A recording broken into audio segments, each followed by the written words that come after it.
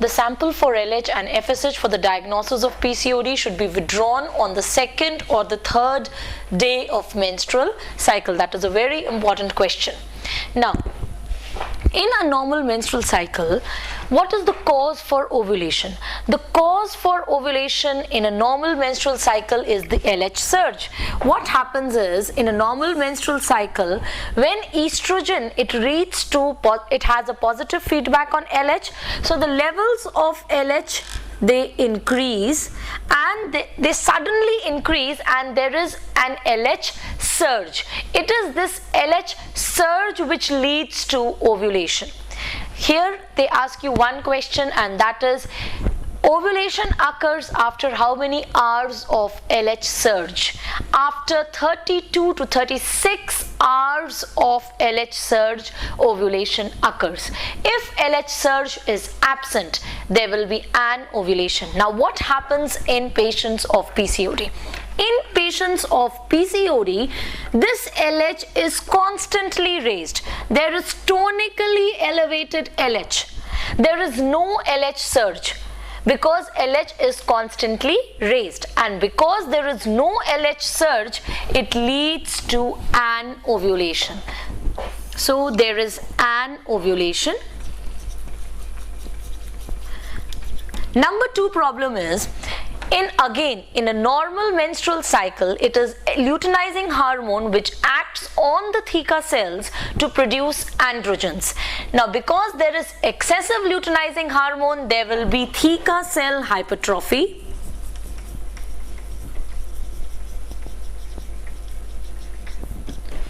And this theca cell hypertrophy, there will be excessive androgen production. That means it is a vicious cycle. The problem started with excessive androgen production, and again there is excessive androgen production. So PCOD, it is characterized by excessive androgen production and an ovulation.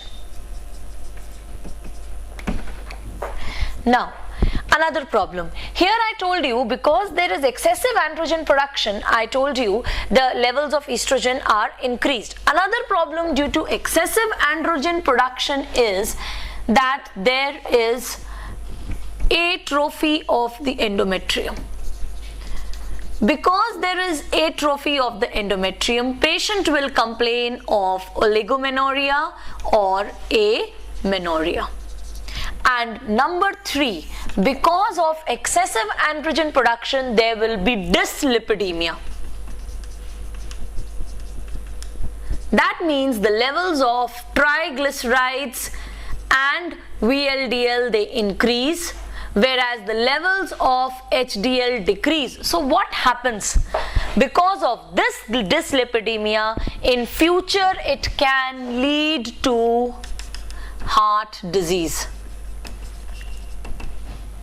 So the future problems in case of PCOD, number 1, I told you here, in future patients of PCOD can have endometrial hyperplasia or endometrial cancers.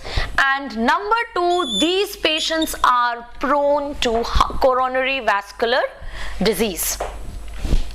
Because of an ovulation, what will happen? Because of an ovulation, if there is no ovulation, there will be very less progesterone. So the levels of progesterone in these females are decreased. That is another reason for oligomenorrhea or amenorrhea. And number 2, what happens to, if there is no ovulation, what happens to the Graafian follicles in these females? These follicles, they are converted into cysts. This is the reason why there are multiple cysts in both the ovaries in case of PCOD, and this is the reason why it is called as polycystic ovarian disease. And these cysts, they are arranged around the periphery of the ovary, giving it a necklace appearance. The third problem due to an ovulation is that this female is going to complain of infertility. Now, besides these problems, there are other problems which are there in PCOD. Number 1, there is obesity in these females. These females are very obese. Number 2, there is insulin resistance. Because of insulin resistance, there is hyperinsulinemia,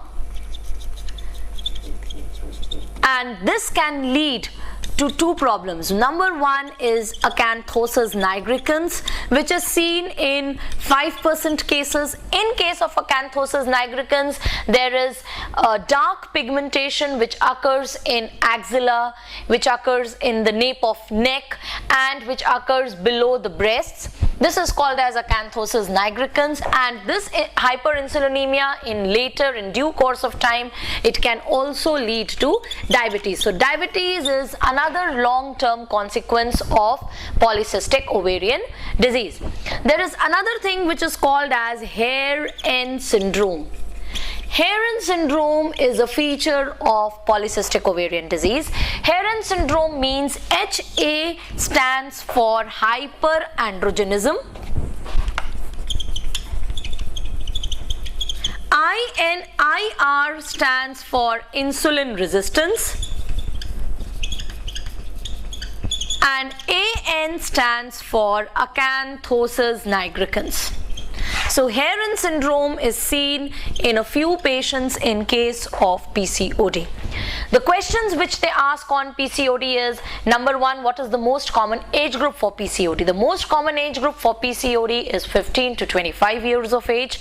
Number 2, what are the consequences, the chronic consequences of or the long-term consequences of chronic anovulation? Now, chronic anovulation is occurring in the case of PCOD. So, what are the long-term consequences of PCOD? We've just discussed them. Number 1, heart disease. Number 2, endometrial hyperplasia or endometrial cancer. And number 3, diabetes. Number 4, metabolic X syndrome. Infertility in case of PCOD is very easily treatable because it is a result of anovulation. You just have to give ovulation inducing drugs and the infertility is treated. So infertility is not a long-term consequence. Rather, if they ask you what is the most common cause for easily treatable infertility, PCOD is one of those causes. Now, how do we manage a patient of PCOD? Before managing, how do you diagnose a patient of PCOD? For the diagnosis of PCOD, there has been a criteria which was given in Rotterdam 2003, which says any 2 of the following criteria should be fulfilled in case to classify a patient as that of PCOD. Number 1, there should be an ovulation.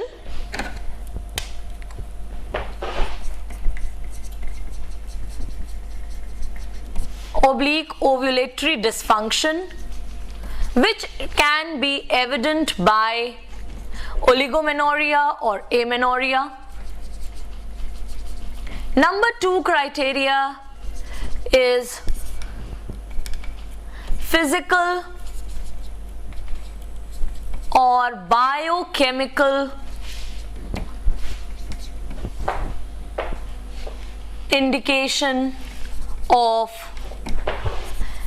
increased androgens. And number 3 is ultrasound diagnosis of PCOD. So out of these 3 criteria, if any 2 criteria are being fulfilled, we classify the patient as that of PCOD. Now, what is the ultrasound criteria for PCOD?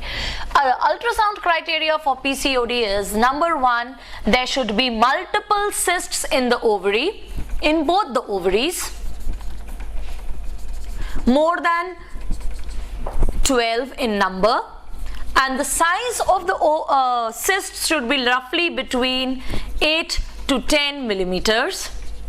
Number 2, these cysts, as I told you, they are generally arranged in around the periphery of the ovary, giving it a necklace appearance. Number 2 is dense echogenic stroma of the ovary. And number 3, increase in the volume of the ovary, that is, it should be more than 10 cc. So So these are the ultrasonographic criteria for PCOD. Besides this, in PCOD you can diagnose PCOD by getting FSH and LH ratio done on day 2 or day 3 of the cycle. Coming to the management of PCOD. Now for management of PCOD, first we will have to see the problem. Whatever is the problem, as per the problem we are going to manage. For example, if the chief complaint of the patient is obesity,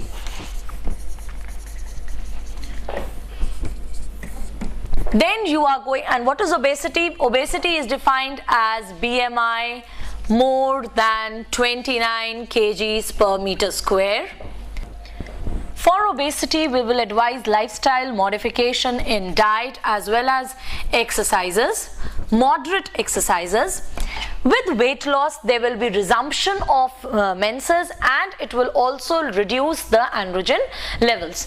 If the patient is coming to us with infertility, now infertility in case of PCOD is due to anovulation, so here we are going to advise ovulation inducing drugs like clomiphene, citrate, letrozole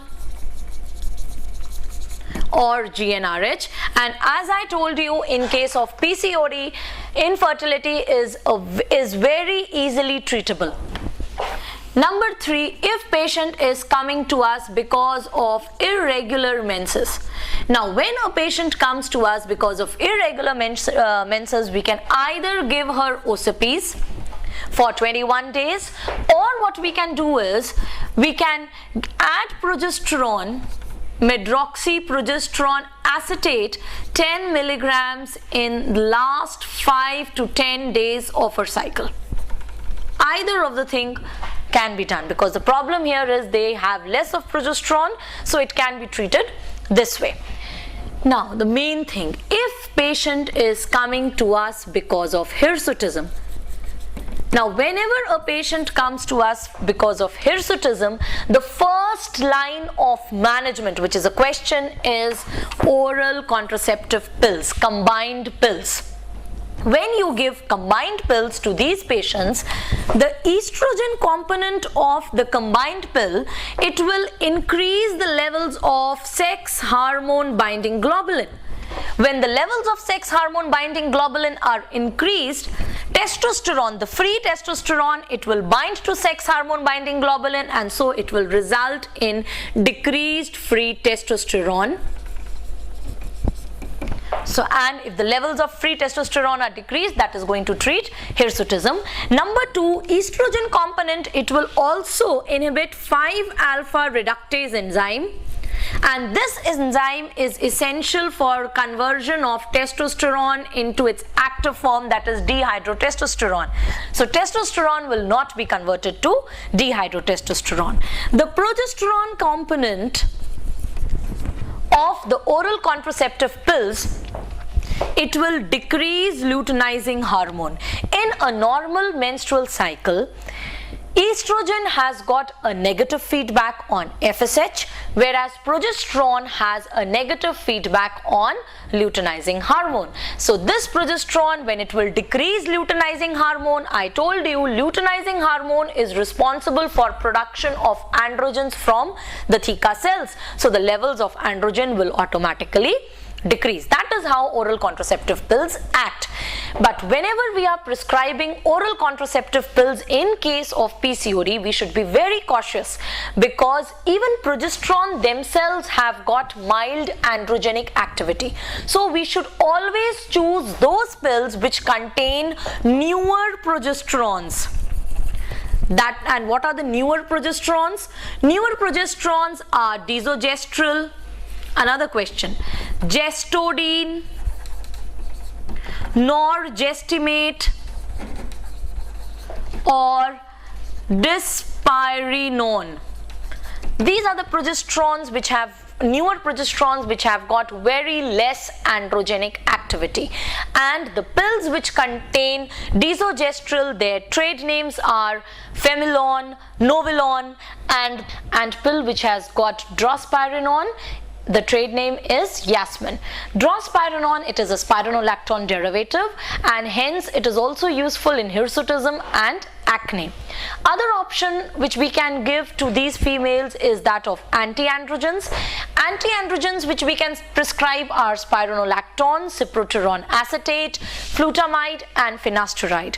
The problems with anti-androgens are that they have got several side effects and therefore they are not approved by FDA, and so they are not the first line of drug which should be used in case of hirsutism in PCOD. The third category of drugs which can be used is GnRH analogues. I've already discussed that whenever you are giving GnRH, external GnRH, it leads to down regulation of LH and FSH. If LH and FSH, specifically LH, if that is decreased, the levels of androgens will be decreased, so the problem will be solved.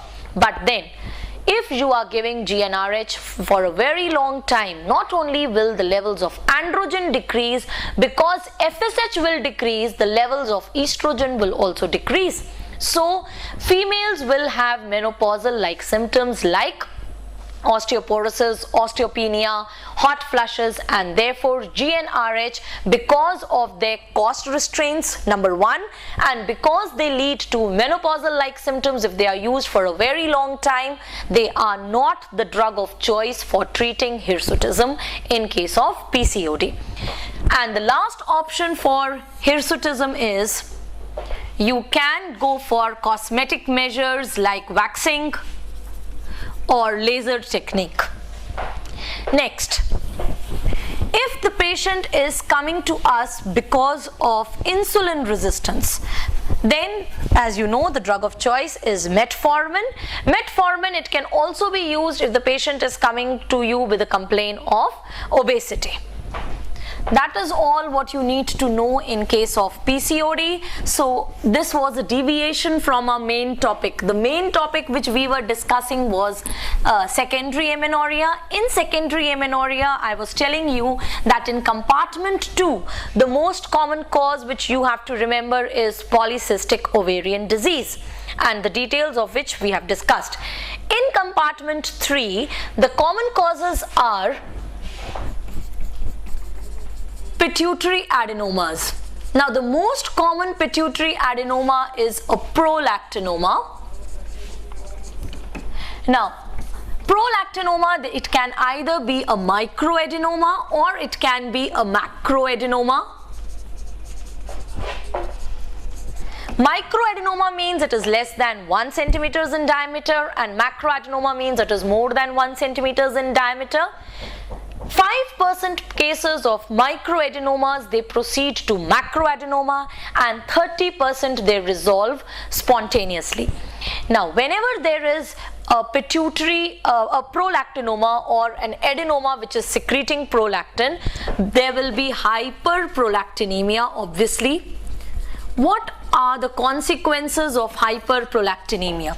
The consequence of hyperprolactinemia, number 1 is galactorrhea. So the patient will present with galactorrhea. Number 2, prolactin, it inhibits GnRH and it inhibits LH and FSH. This is the reason for lactational amenorrhea also. During lactation, the levels of prolactin are high, and prolactin in turn inhibits GnRH, LH and FSH, and this is the reason for lactational amenorrhea. Another question. Now because LH and FSH, they are decreased by prolactin, this female will complain of amenorrhea, secondary amenorrhea. She will complain of anovulation. Because of anovulation, what will happen?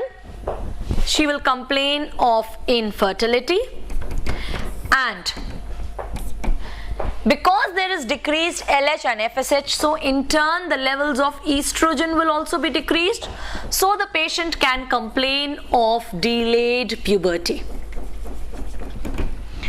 Besides this, the pituitary tumor, it can also lead to cavernous sinus, features of cavernous sinus syndrome. Now the features of cavernous sinus syndrome are headache, blurring of vision. So if in the question they say that there is a female who's complaining of galactorrhea, headache, blurring of vision, it should always raise the suspicion of a pituitary tumor. If you do an X-ray of the sella, you will see that there is a space occupying lesion.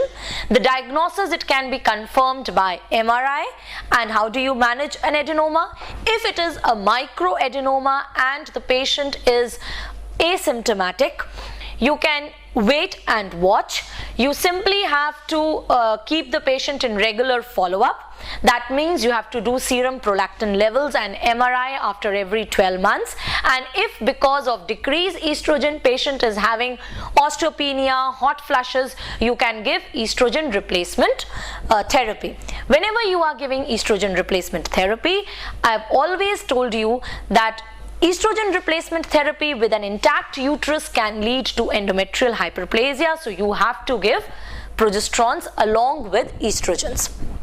If the microadenoma is causing symptoms, if microadenoma is symptomatic, you have to give drug of choices, bromocriptine or capgolin.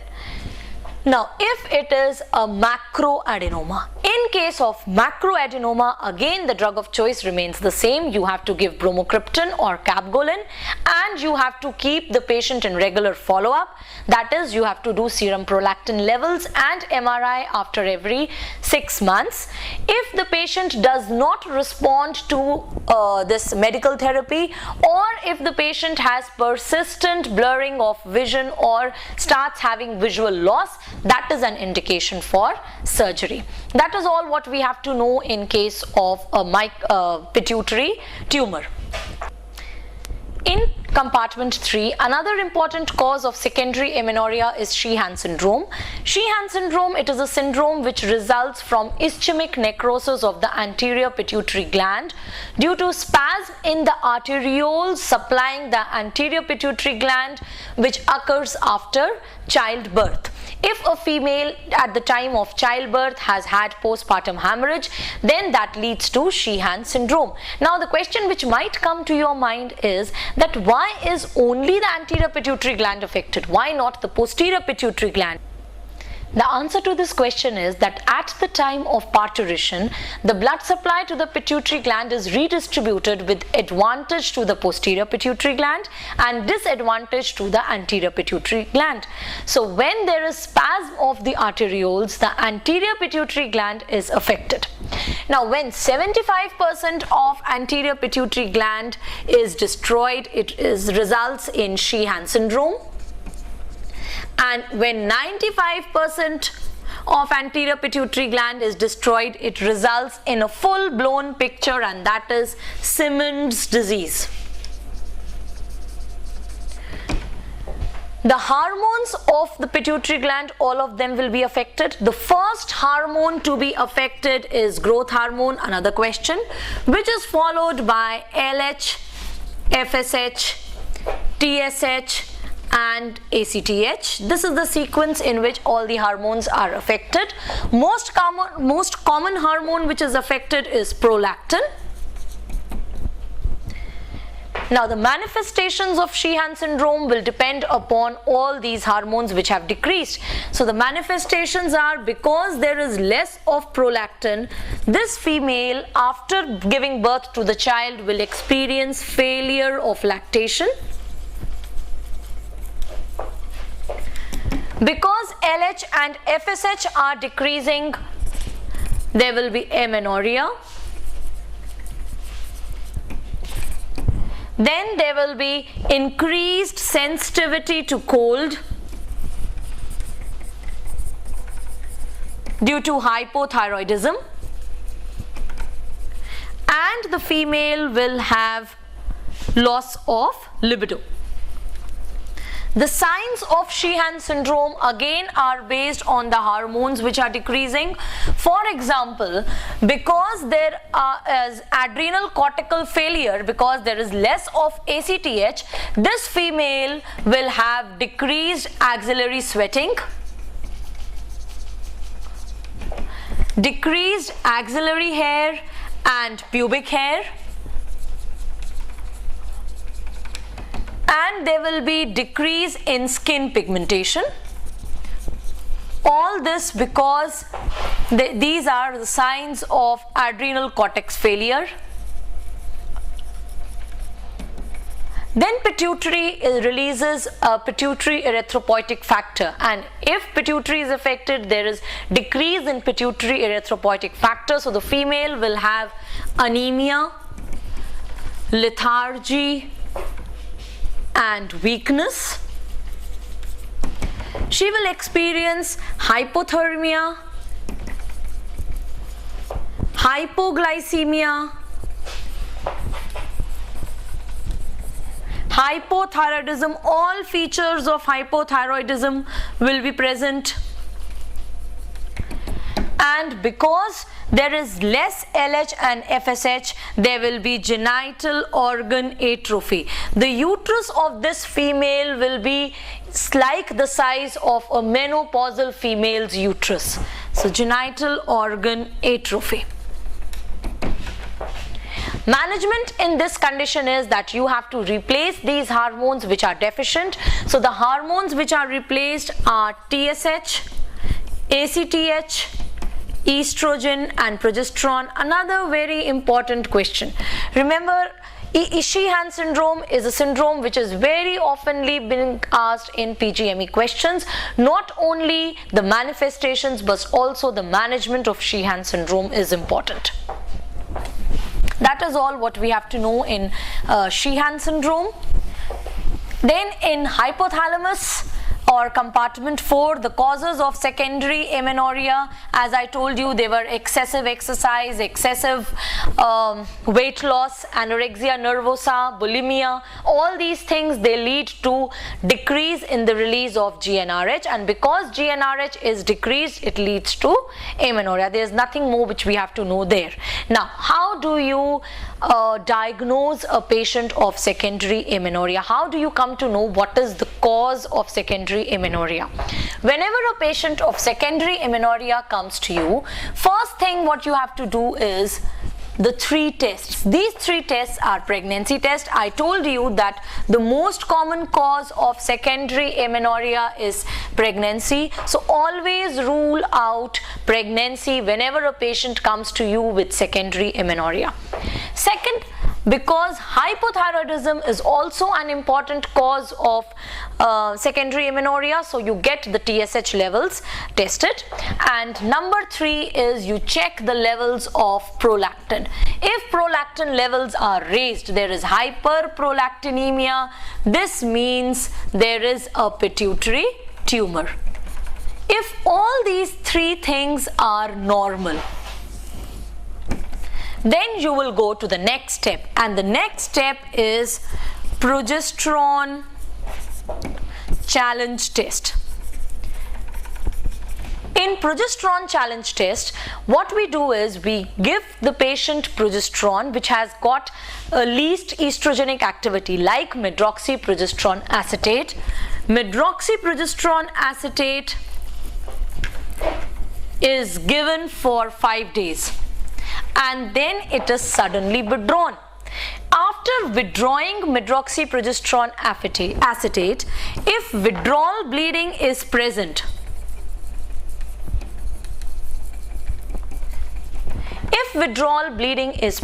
this means that in this female the problem was less progesterone.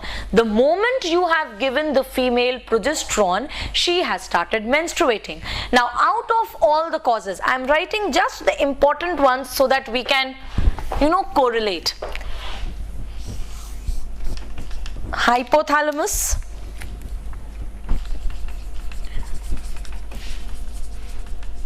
that was compartment 4, which was releasing GnRH. Pituitary, that is compartment 3, and in pituitary I told you the common causes were adenomas and Sheehan syndrome. Then pituitary releases gonadotropins, that is LH and FSH. They act on ovary, which is our compartment 2.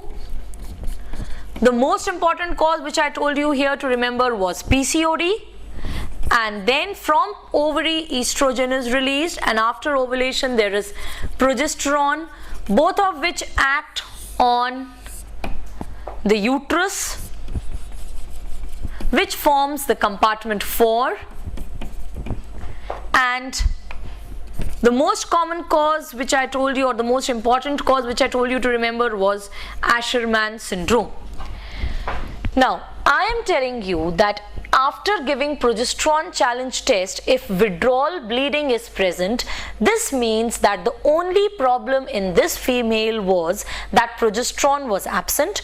The moment you have given progesterone to that female, she has started menstruating. Now, out of all these causes, the problem in which progesterone is absent is PCOD, because PCOD leads to anovulation, and which leads to less of progesterone. So if after giving medroxyprogesterone acetate withdrawal bleeding is present, it means the problem was anovulation, there was no progesterone, or the problem was PCOD. But if withdrawal bleeding is absent, this means we have to do further testing. Now, what is the further testing? Further test is estrogen plus progesterone challenge test. In estrogen and progesterone challenge test, we create a situation like the normal menstrual cycle. Estrogen plus progesterone challenge test. Here we will give estrogen, conjugated estrogen, for 21 days, and then in the last 5 to 10 days we will add progesterone. This means we have created a situation like the normal menstrual cycle. If after giving estrogen and progesterone challenge test, still the patient does not bleed, there is no withdrawal bleeding, you give estrogen and progesterone and then stop giving it, and if there is no withdrawal bleeding, now see here, till here whatever was the function, till here the function was of hypothalamus, pituitary, ovary. Their function was to release estrogen and progesterone. Now this is something which we have done from outside, and still if the patient is not bleeding, it means the problem is somewhere lower down. It means the problem is in the uterus, and that means the problem is Asherman syndrome. I hope you have understood this, because this is very frequently asked. If you haven't understood, I am repeating. When you are giving estrogen and progesterone like a normal menstrual cycle, you yourself are doing what hypothalamus, pituitary and ovary are doing. So you are creating an artificial menstrual cycle. Their role is now no more there. Now still if the patient does not bleed, this means the problem is somewhere lower down. That means the patient is suffering from problem of the uterus, and the most common cause I told you is Asherman syndrome. But if withdrawal bleeding is present,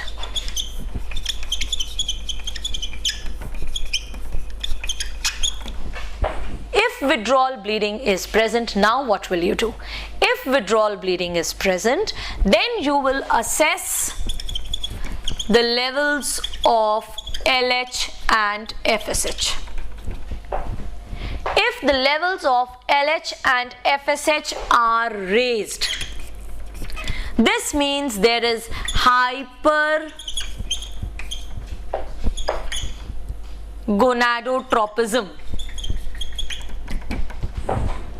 And when will the levels of LH and FSH be raised?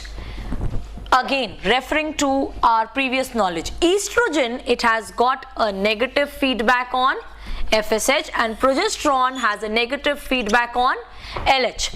LH and FSH levels, they will be raised whenever there is a problem in the ovary. If there is a problem in the ovary, the levels of estrogen and progesterone will be low. So the negative feedback on FSH and LH will not be there. So this means the problem is in the ovary. That is, there is ovarian failure. Now what is premature menopause? Premature menopause is menopause which occurs in a female less than 40 years of age. Whenever a female has menopause, the follicles in the ovary, they are few. There are very few follicles in the ovary, so the levels of estrogen are decreased. And because the level of estrogen is decreased, the negative feedback on FSH is no more there, and so the levels of FSH are raised in menopausal females. Now the questions which they ask on FSH are: number 1, ovarian cycle is initiated by which hormone? Answer is FSH. Number 2, to diagnose menopause, what is the single best test? You see the levels of FSH. If levels of FSH are raised in a female of menopausal age, then you can confirmly say that she is having menopause. And number 3, what is the marker for ovarian reserve? And again the answer is follicle stimulating hormone. Ovarian reserve we need to check whenever a female complains of infertility. If there is complaint of infertility and you want to know whether ovary has got sufficient follicles or not, you check the levels of FSH, because if the ovary does not have sufficient follicles, that is ovarian reserve is less, again the level of estrogen will be less, so in turn the negative feedback on FSH will not be there and the levels of FSH will be raised. Now, how will we know whether the cause for secondary amenorrhea is hypothalamus or pituitary? Till here we have come to know whether the cause is ovary, whether the cause is PCOD, or whether the cause is Asherman syndrome. For knowing whether the cause lies in the pituitary or the ovary, we have to do a test, and that is called as GnRH dynamic test. In GnRH dynamic test, we give GnRH, IV GnRH, and after 15 to 30 minutes we check the levels of LH and FSH. If after giving GnRH the levels of FSH and LH do not increase, they remain normal, there is no increase, this means that there is some problem in the pituitary, because once you are giving GnRH, pulsatile GnRH, for a very small time, the levels of LH and FSH, they should increase. But if they are not increasing, this means the problem is in the pituitary. But if LH and FSH increase, this means pituitary is absolutely normal and the problem is in the hypothalamus.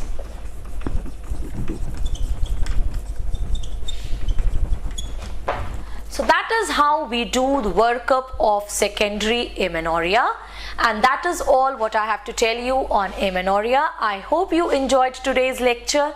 Any problem which you have, whether in this topic or any other topic, please do write to me at drsakshiarora@gmail.com. All your tips, all your suggestions, all your queries are welcome. Thank you.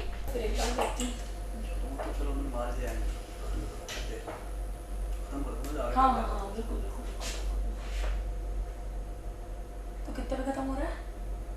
1 घंटा 38 होगा।